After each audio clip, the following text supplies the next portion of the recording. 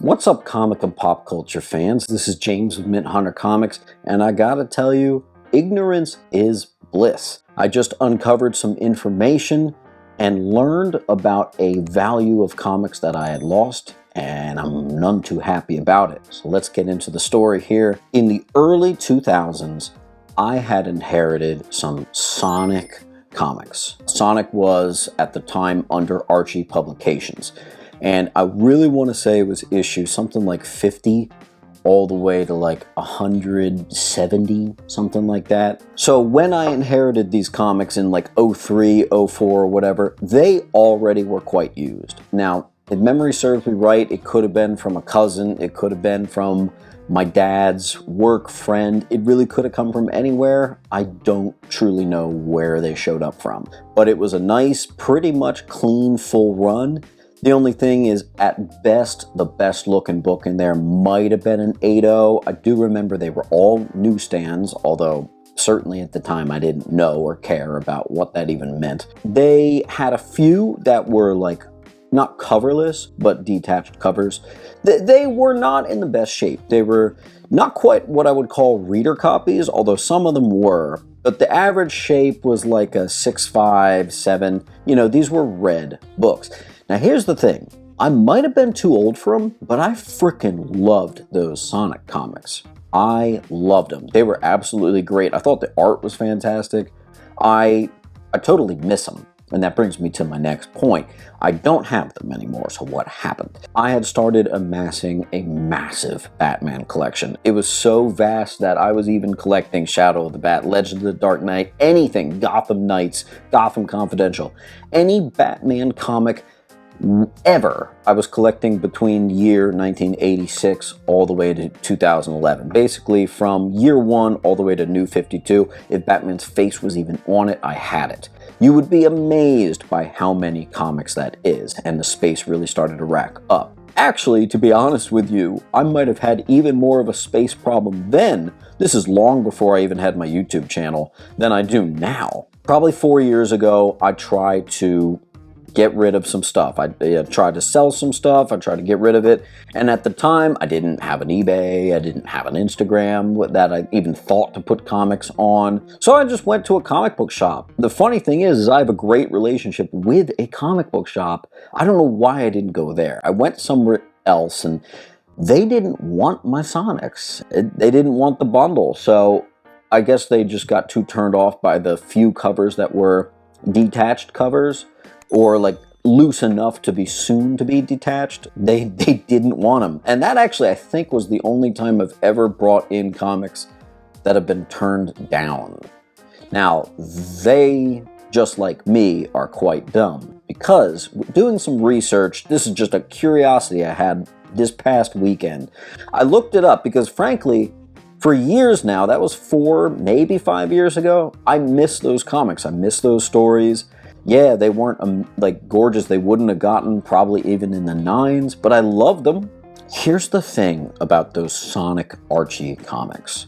When the run began, they're pretty popular. I mean, I even stumble across some Sonic the Hedgehog #1s from time to time. The earlier in the run, I think people wanted them, then maybe it started trailing off.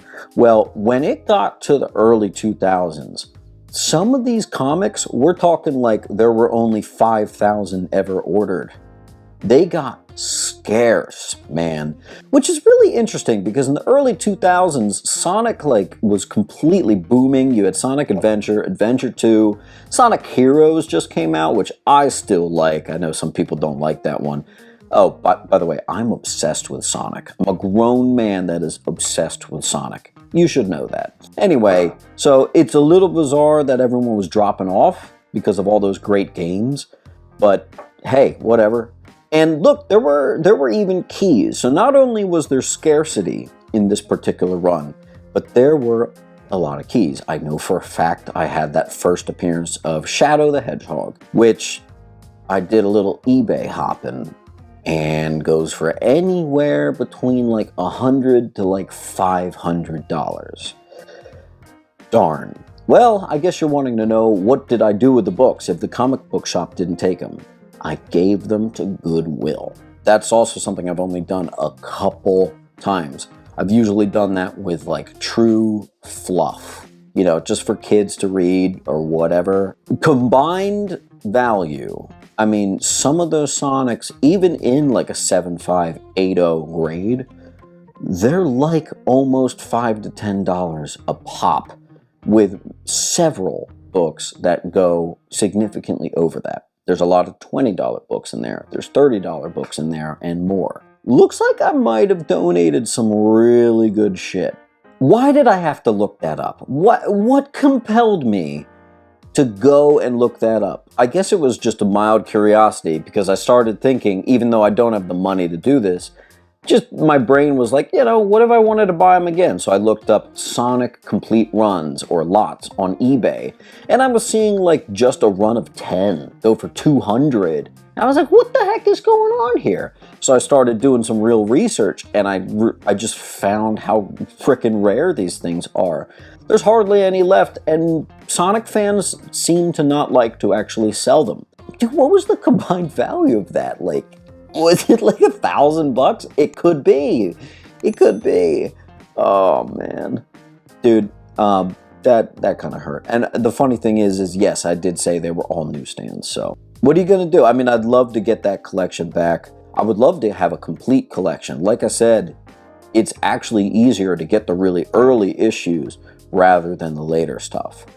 All the 2000s ones are really hard to find. I do know that like a year or two ago, my local comic book shop had Sonic comics, and for whatever reason, I didn't grab them. That was also stupid, because those were in the dollar bins. Now, I talked with him about this recently. I was talking with Greg, the owner of Phantasm, and he was like, yeah, I remember I got a collection of Sonics in and I put them in the dollar bin boxes. And like I said, I kind of remember that. He was in the same boat as me. He didn't look them up either, I guess, because they were more than dollar comics. Guys, if you find Sonic comics, chances are whatever Sonic you find is probably worth at least a $5 book, with a good chance of it being a $10 book. Even slightly better chances it's over. Listen, it's just one of those runs I think people took for granted, people just didn't know about. One of those oddball, you know, based off of a video game thing, how could it really be valuable things? Turns out, pretty valuable.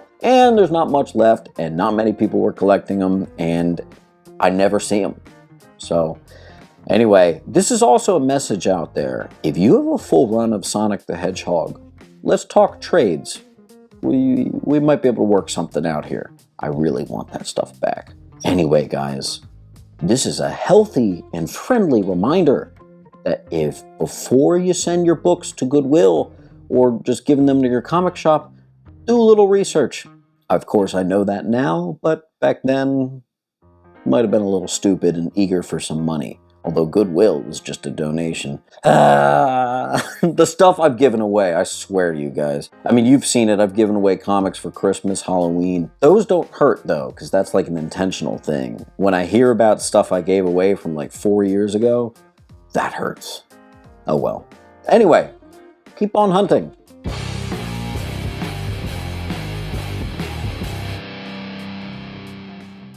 And let's do a quick word from our sponsor, Dynamite Comics, which 30 years now Dynamic Forces has been going, and we're going to celebrate it with a massive savings plan. I'll put a link here, but basically, customers can save 95% off on well over 150 issues worth of critically acclaimed and fan favorite titles. Just for $18 to get everything, fans will be walking away with an awesome haul of over 5,000 pages to dig their teeth into. We're talking The Boys, Vampirella, Red Sonja, and Mars Attacks, Nancy Drew, Garbage Pail Kids, Barbarella, tons more. Dynamite's also including several of the latest hits that have barely just hit the shelves, such as Unbreakable Red Sonja, Vampirella Mind Warp, Scarlet Sisters, Lady Hell, and others.